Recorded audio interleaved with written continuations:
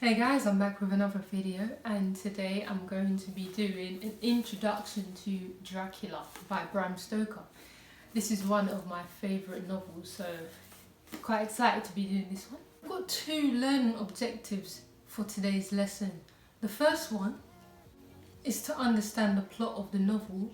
The second one is to explore the historical context of Dracula.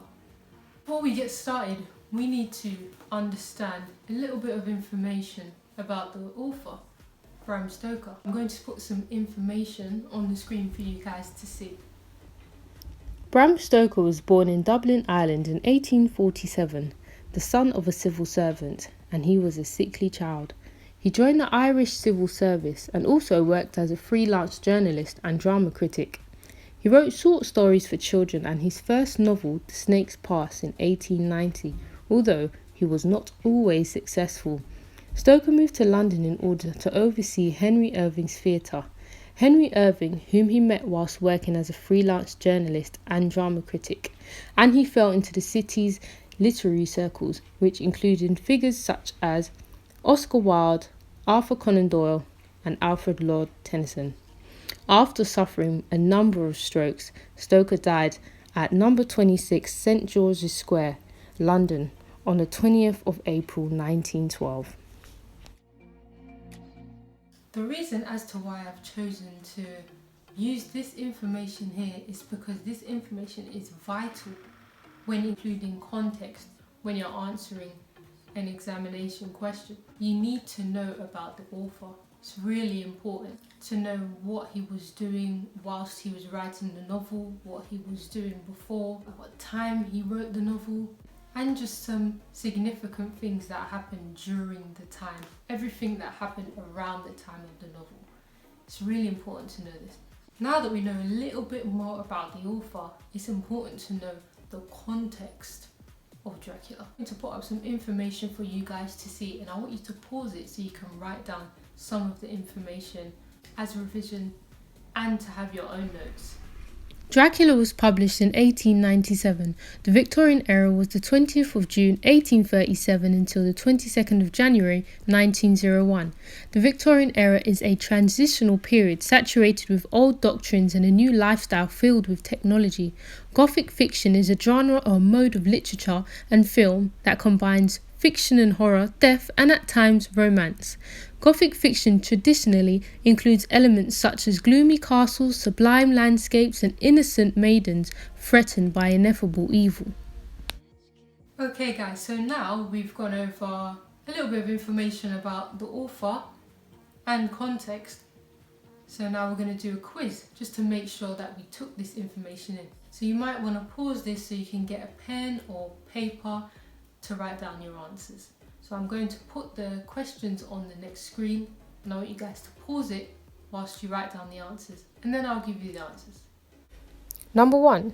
Who wrote Dracula? Number 2. What year was it published? Number 3. What was the first novel that the author of Dracula wrote? Number 4. How long did Queen Victoria reign? Number 5. Why was there a big contradiction during this era? Number 6. What conventions make up the Gothic genre? Okay, so now you should have finished writing your answers. Now I'm going to put my answers on the screen for you guys to see, and I want you to give yourself a mark out of 6. If you weren't too sure you got some wrong, I want you to go back and watch this video again to ensure that you get it right first time. Now, here are the answers. Number 1. Dracula was written by Bram Stoker. Number 2. Dracula was published in 1897. The first novel that Bram Stoker wrote was The Snake's Pass in 1890. Queen Victoria reigned from the 20th of June 1837 until her death on the 22nd of January 1901. The Victorian era is a transitional period saturated with old doctrines and a new lifestyle filled with technology. And last but not least, number 6, Gothic horror is a genre or mode of literature and film that combines fiction and horror, death, and at times romance. So what is Dracula about? So we need to understand the plot of the play. before we answer any exam style questions. On the next screen, I'm going to put down exactly what Dracula is about, so you guys have an idea, just in case you guys haven't read the novel before, or you just want a quick summary just before you start reading.